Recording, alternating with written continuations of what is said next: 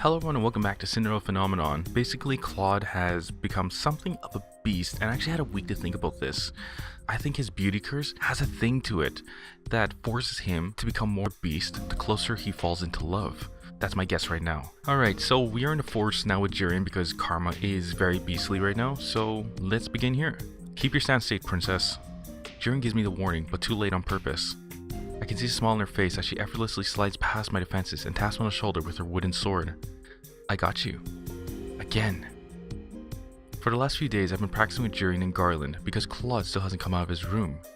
The knights offered to train me, and right now they are teaching me about ways to hold a sword. This is slow, but Klaude did tell me I wouldn't be able to master a sword so quickly. Klaude. He made me so angry that one day that I could not even properly give him my gift. Yet I still feel sad that he's not here teaching me himself. Come on, princess, focus. I jolt out of my reverie and nod at Jurien. Okay. I ready myself for the next strike and once again get tapped, this time on the hip. Garlan takes over after Jurien, and then we do rounds where I try to hit them with certain strikes.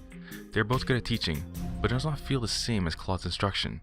His lessons seem less like they were out of a book. Don't worry, princess, it always starts out slow. Line was just as slow as training, but look at him now. Garlan whips his head around in Jurien's direction, his face turning deep red. Jurien, that nickname, but you're so much fun to tease, Lan. She beams at him and then laughs at his embarrassed face. Our practice goes on for a few more minutes before the knights tell me to wrap up for tonight. I think I'm going to stay out here for a little bit. Princess, you know it's dangerous out here at night. If I don't return in 10 minutes, you can come back and check up on me. Jurien seems unconvinced, but she eventually nods. Fine, but keep your guard up, princess. I watch the two knights as they head back. I see Garlan put his arm around Jurien's waist, pulling her closer. I turn away from the sight, ignoring the heavy feeling in my stomach. I'll just practice swings for 5 more minutes. The only thing I hear in the clearing while I practice is my shallow breathing and the wind in my ears. Something breaks my concentration, however. I see a glimmer of color in the forest and I instantly stop, my hands growing tense on the wooden sword. What was that? I glance around at my surroundings and then I freeze when I feel a hand on my shoulder. I can feel someone's breath on my neck. The music still hasn't become hostile, so I'm gonna assume it's Klaude. This all feels familiar. Is this Klaude? Okay, if this is Klaude, I would turn and point your sword at him. Not because he was a real ass in the last episode, but because this is probably what he'd want, so let's do it. I'm pretty sure I recognize Klaude's hand, but because I know it's him, I also know what he'd want me to do. I duck away from his hand and turn quickly to point my sword. The tip of the wood is at his neck, and for a few stunned moments, I think I've won. Even Klaude looks surprised. It's really him. Oh, thank God. Okay, Arse. Explain yourself. Why are you such a jerk? But then Klaude's hands have moved and he has one hand over my wrist and the other on my sword. Good, Elly. You realized you had an opening, but you broke your concentration. Klaude. Klaude removes his hands, allowing me to lower my sword. I'm sorry, Elly. I feel my breath catch in my throat when Klaude holds out the rose pendant that I got for him. I feel my cheeks flush. That's such a nice rose. I kinda wish I had that. Well, not to wear, but I just wish. It's just nice, okay? It's nice. I like it. You accidentally left this beautiful thing in my room when I came to return it. Return it? Yes, you left it in my room, and so I only thought it appropriate to bring it back to you. Does you really think I left it there on accident? Why would I leave it in your room on accident? What? I bought it for you, and I wanted to give it to you, but you were acting so strangely and... Klaude's eyes widen, the surprise clear on his face. Elly, you bought this for me? Why does he look so shocked? Klaude looks at me in awe for a few moments. His eyes go back down to the locket. He traces a finger around the intricate shape, his eyebrows slowly furrowing. It's a thank you for everything that you've done for me. Elly. This is beautiful. He lets the chain fall through his fingers as he stares at the rose pendant with adoration. I feel my heartbeat stutter as he turns to guard me with the same gentle smile. Whoa, hey, a little too close. No, wait, we're in love. Come closer, babe. He leans forward and my breathing stops as he reaches out to hold up my glass slipper necklace. He's standing so close to me. Hey, sweet, we got 2 pieces now. Awesome. You really are a good person, Elly. You completed your second good deed. I think some kind of congratulations order. Is there anything you want that I can give to you? I look up at him and notice that Klaude's smile doesn't reach his eyes. He still looks so sad. I feel like there's so much more that I want from Klaude. but I do not want to ask for something that might make him sad. This one's actually tricky then. I want a hug, or I want you to smile. Okay, I have no idea what to choose, so I'm gonna pick I want you to smile. With your eyes, Mr. Klaude. Klaude looks at me, his expression puzzled. He chuckles softly. But I am smiling. No, I want a real smile, one that isn't so sad. Ah, you saw right through me. We have been partners for long enough. How about this one? He smiles a little awkwardly, and the quirk of his lips look more embarrassed than bright. I raise an eyebrow in confusion. No need for that look, darling. I really do appreciate your worry for me. Whoa. What the heck just happened? Karma suddenly stops, his eyes wide. He puts his hand on his chest and takes a step away from me, his fingers clutching at the fabric of his shirt. Oh, what's happening? Klaude has a pained expression on his face, only making me more anxious. Not now. Klaude, are you okay? What's wrong? Elly, don't worry about it. He lowers his hand with a painful smile slowly fading from his face. This does little to reassure me. Was it my fault you were locked in your room for so long? He just looks so pained to be anywhere near me. No, most definitely not. I was feeling under the weather. And also bitter. Bitter? Why would he feel bitter? But it's not for you to worry about, darling. Aw, frickin' hell.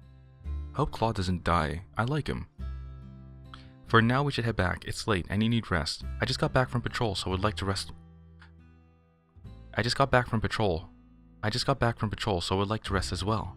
Is there anything else I can do for you? No, sweet Elly. You've already done enough for me. He clutches a rose locket to his chest and sighs out a little with a gentle smile. This smile feels real to me. This is a beautiful gift, and I will treasure it always. Thank you, Elly. Now should we head back? I nodded him and we silently walked back to the Marchen. When we make it back to the tavern, I feel tired, but also lighter than I have for weeks. Klaude wishes me a good night before slowly walking off to his room, holding the rose locket I gave him tightly. Today I'm walking around town to do some errands with Klaude. It has been quite a while since we have done this. Though we are here to run errands, there's also something else that drew me into town today. Yesterday, Waltz came back to the March and told us of an announcement that the king was making today. Apparently, that announcement had been posted for at least a week's time, but Waltz had only caught on to it after hearing about it from the crowds after one of his puppet shows. I am not sure what this announcement entails, but I feel that I need to see the king make it with my own eyes. I can see more people milling about than usual, which means most of them must be willing for the king to speak. I have a bad feeling about this. It is not strange for the king to make announcements, but this feels so sudden, and with everything else that's happening to me, I feel an edge. Wow, Elly, you made these bags sound a lot lighter than they'd actually be. Stop complaining, Miss Karma.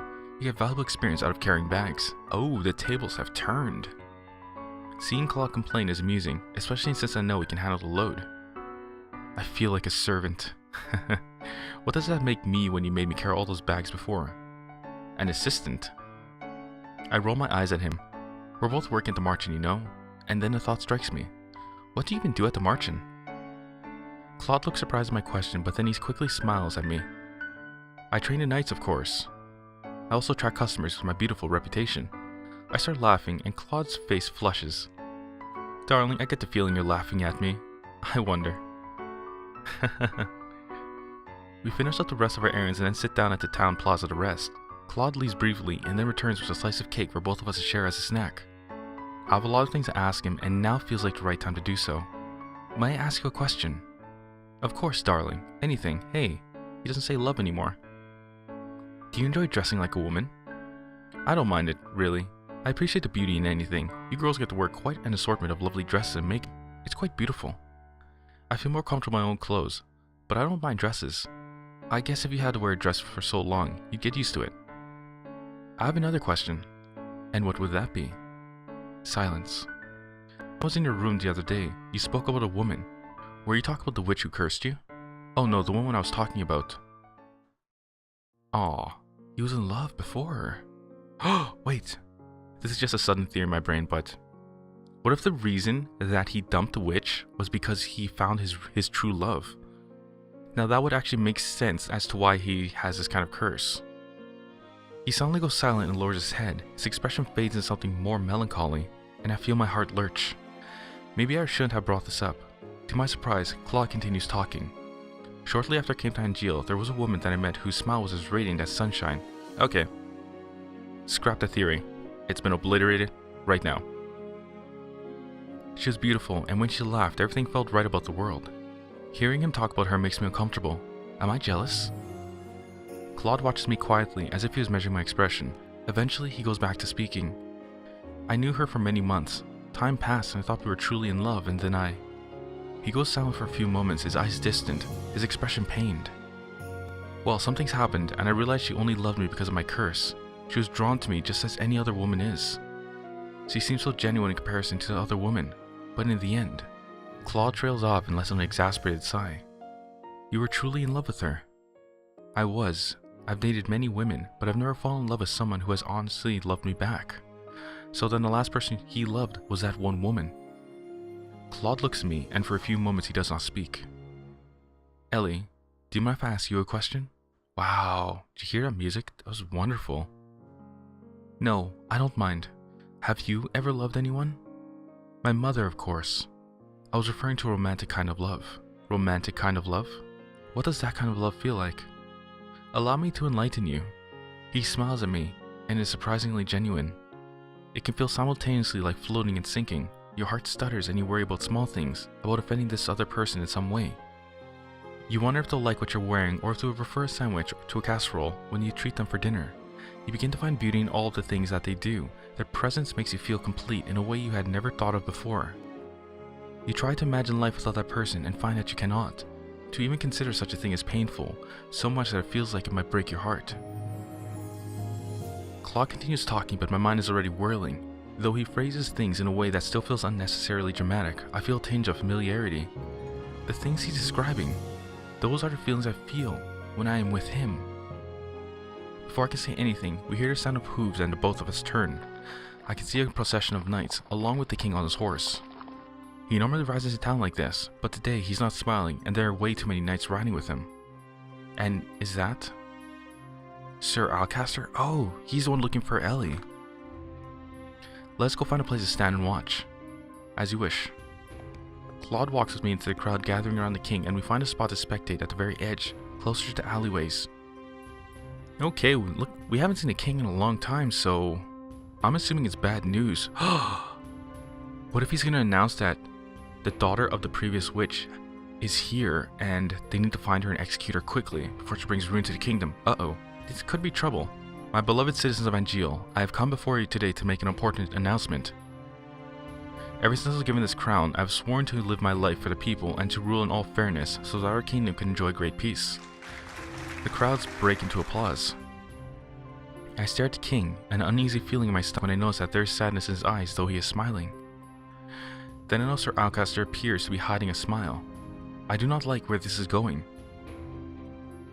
The king's speech goes on for long minutes after that, with him detailing the commitments he had made, the goals he set, and finally, his love for the people. The audience around us claps and cheers, but Klaude and I are silent.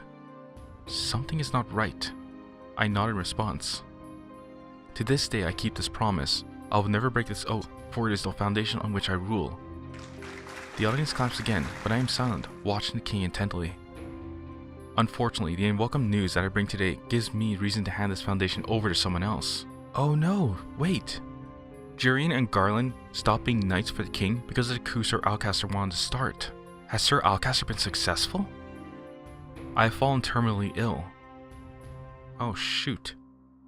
The king's proclamation is met with shock and angry chattering from the audience. I cannot hear anything that is being said over the cacophony of voices, but I know that the audience is assenting. I stiffen as I stare at the king. He is lying. I can tell by the firm set of his jaw and the way his eyes flicker across the crowd faster than they ought to. The king has lied to me so many times before that I can still recognize when he does it. I know that this unfortunate news must come as a shock, but this is an illness for which there is no current cure. As for the question of my successor, he trails off for a few moments and I think I see something in his eyes that hints at urgency, but I am not sure why. Crown Princess Mela is unmarried and still too young to rule on her own. I feel a pang of irritation and confusion. Another lie. Mela could rule just fine with the help of Sir Mithros and the others. After much thought, I have come to the conclusion that our kingdom, which still continues to face dangers from the witches, is best put in the capable hands of the commander of the Order of Caldera, Sir Alcaster. I knew it. His coup succeeded. What? I cannot hide my shock. The rest of the audience reacts similarly, their sudden outbursts a testament to their confusion.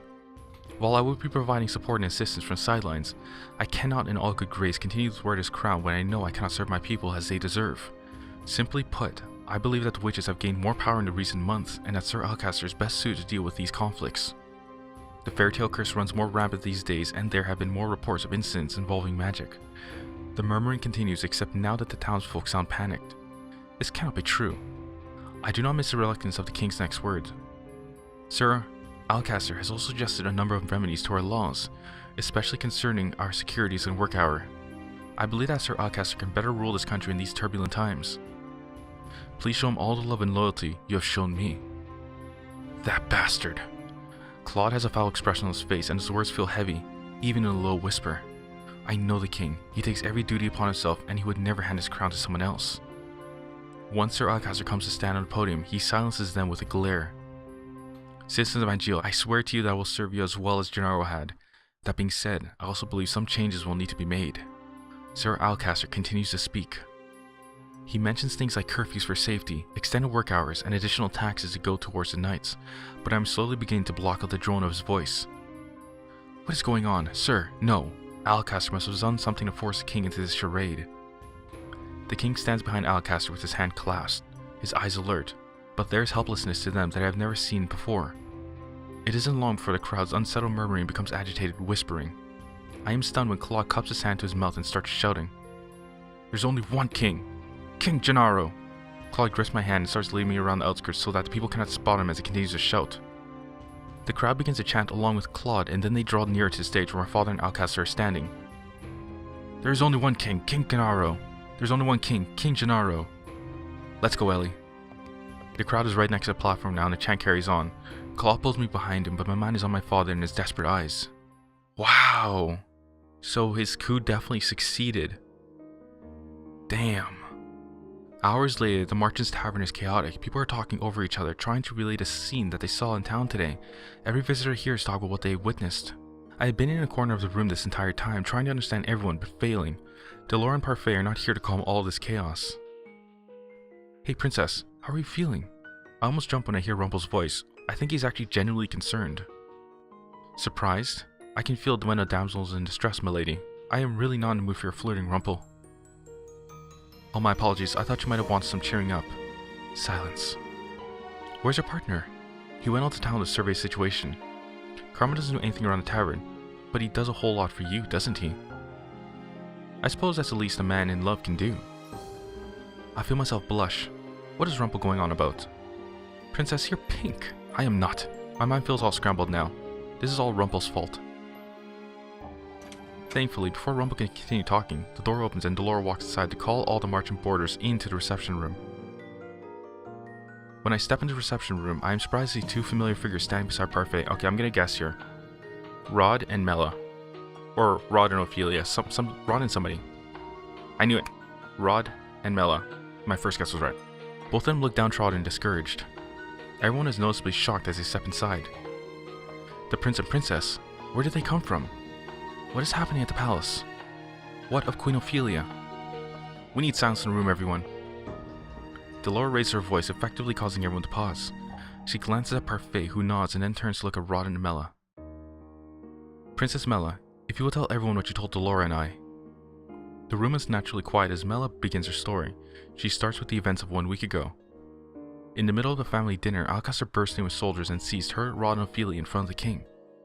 Sir Alcaster said that if the king didn't hand over his crown, he would kill us. We had no idea a coup would be staged. The three of them were taken down to the prison cells, with Ophelia taken to a separate cell. Sir Fitzgerald helped us escape, but only just barely. Fritz, are you openly disobeying your father? I hope that he is safe. Alcaster wanted to kill the king. I'm sure that he still will. But he has no reason to. The king has already handed over his crown.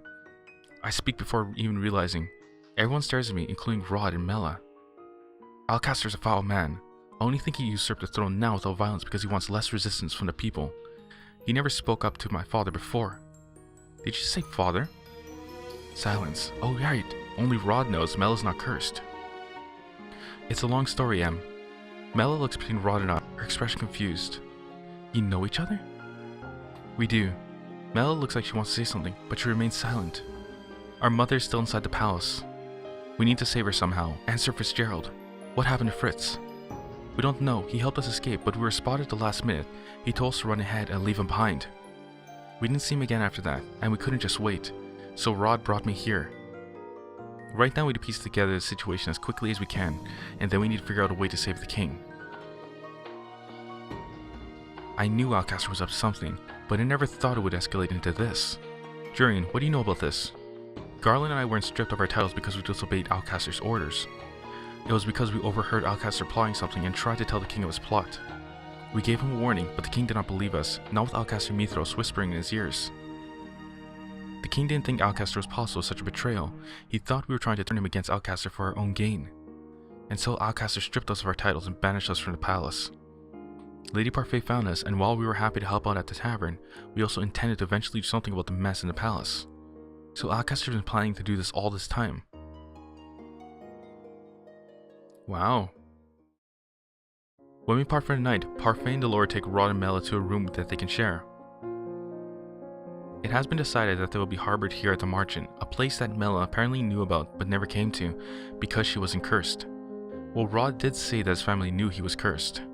I noticed Mela looking at me many times throughout the night, but she never asked me anything. The next few days are a muddled mess. Everyone is busy trying to find out what happened and what can be done to help the king.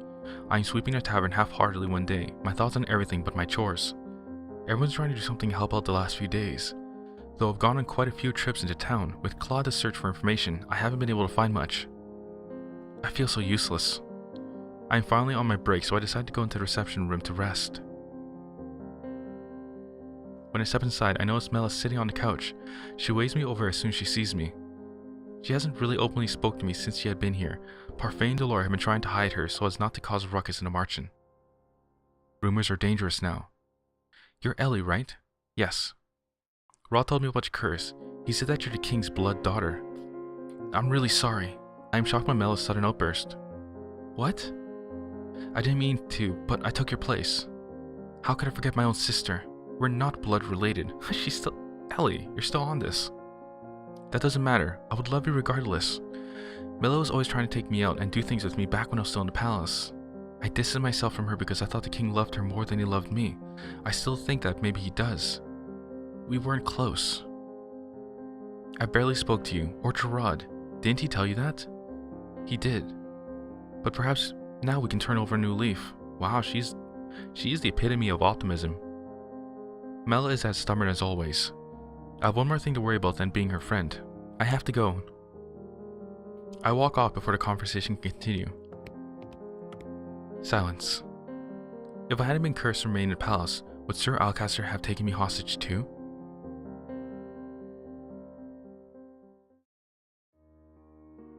The hours tick by, and as the tavern is empty for the day, Delora calls everyone together to explain what she and Parfait have pieced together about the situation.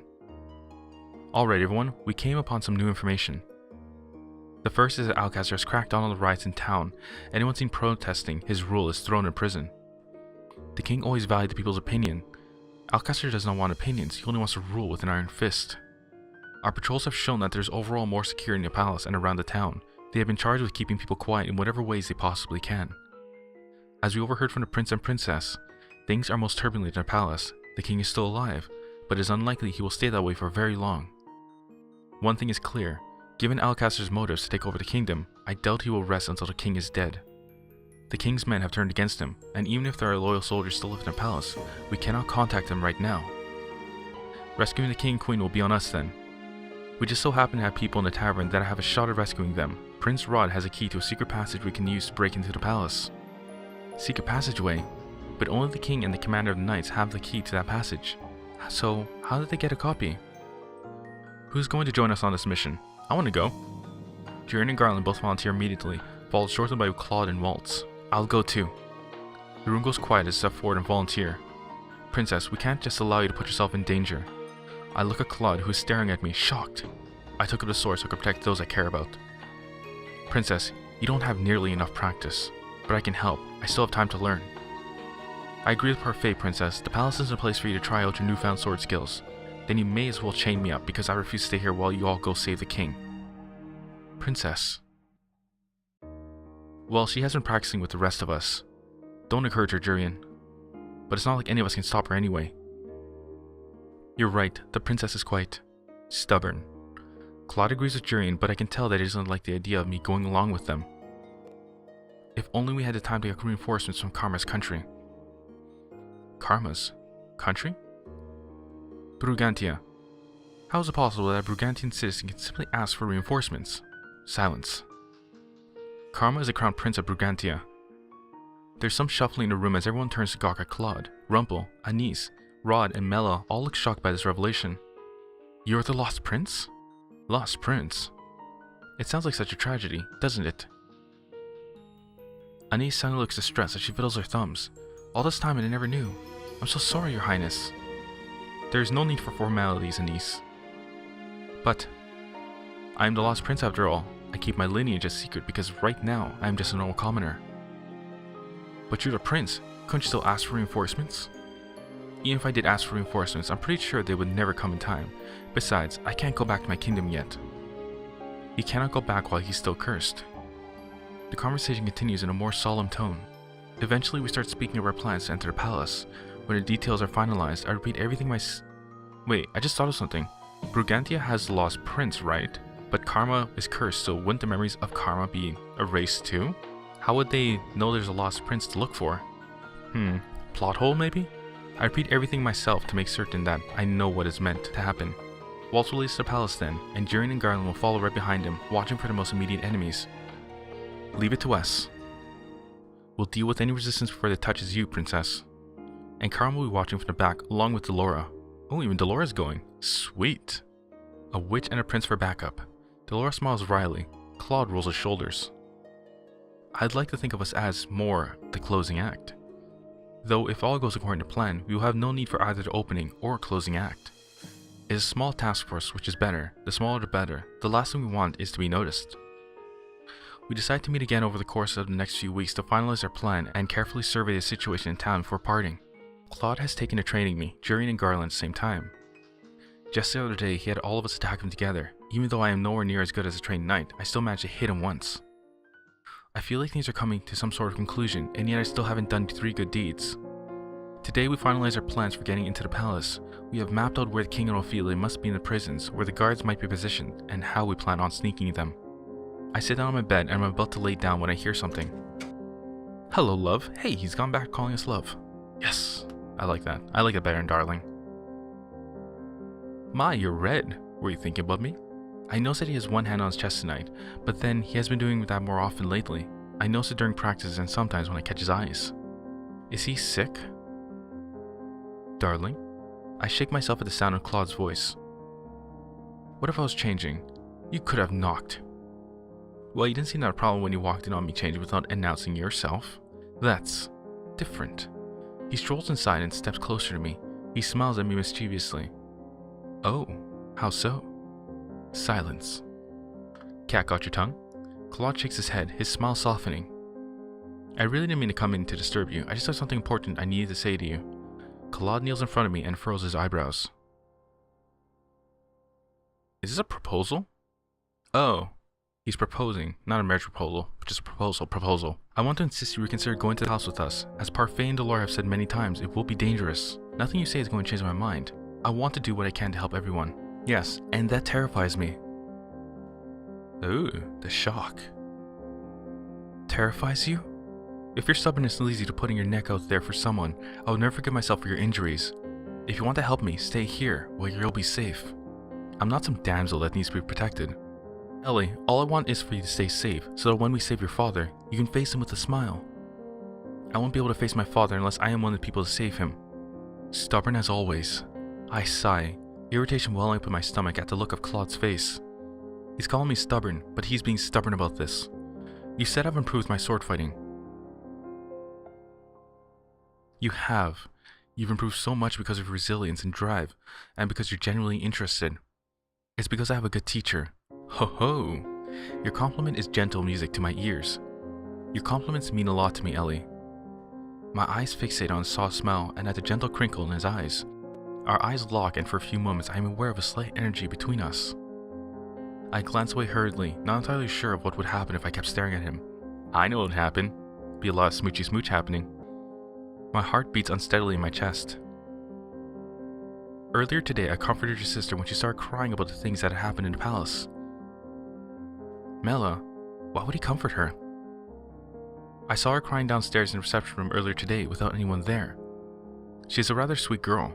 I keep thinking that the two of you are completely different. You're both strong-willed and stubborn, but she wears her emotions on her sleeve while you keep it all inside of you. I'm not hiding anything, if that's what you're implying. Mother always told me crying was weak. Klaude stands up and leans forward. Before I know it, I am in his arms. Smoochy smooch time? Come on, Klaude. Come on, Elly. You're both in love. Just do it. Elly, I'm always here for you. I feel flustered again, and my mind feels foggy. I can barely comprehend what's going on in my mind, or in my heart. Okay, I'm not exactly sure which would be the right answer, so I'm gonna try it. Thank you. You never need to thank me, Elly, but you've done so much for me. Oh, it sounds like the red one. Cool. It is not just sword fighting, it's your patience, your company, you're saving me when I needed your help. That's not true. I'm pretty sure I'm the most selfish person in this tavern. All I ever want is things for myself. Yes, it was the right answer. Oh man, I'm so freaking happy, and I'm so lucky that I'm getting the right answers.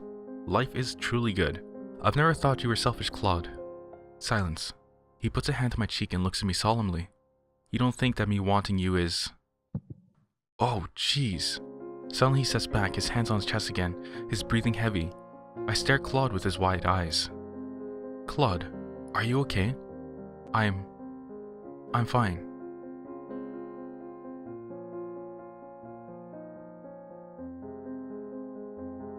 Okay, so you remember my first theory about Klaude and the rose on his chest indicating how much life he has left? I think that deteriorates the more he falls in love. I'm actually thinking the only way for him to break his curse is to let himself fall in love and die, but he'll be reborn. Like something like that. I'm not exactly certain how to phrase it, but that's what I think needs to be done to break his curse. He says out slowly, but he sounds obviously pained. I'll go get Anise. No. Whoa. I'm fine. I swear it. It's just a spell of dizziness.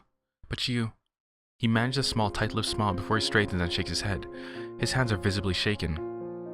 I must be tired. But Klaude, do not tell anyone about this, okay? I don't want them to worry. Why is he always so stubborn? He's obviously in pain. I clench my hands into a fist as I frown at him. Why must you always be so secretive? You're keeping something from me, Klaude. I'm sorry, Elly. Klaude abruptly leaves the room, leaving me with my fragmented thoughts. Chapter end? I knew it. Chapter 9. The Rescue.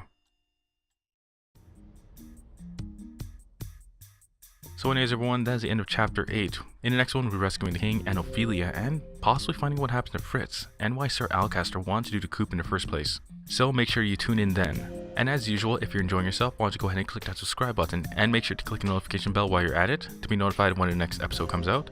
And if you're really enjoying yourself here and you want to support the channel, then go ahead and check out the links in the description to do just that. And of course, make sure to come back next week because I have a feeling this novel is coming to an end. So let's all look forward to chapter 9, The Rescue. Have yourselves a great day.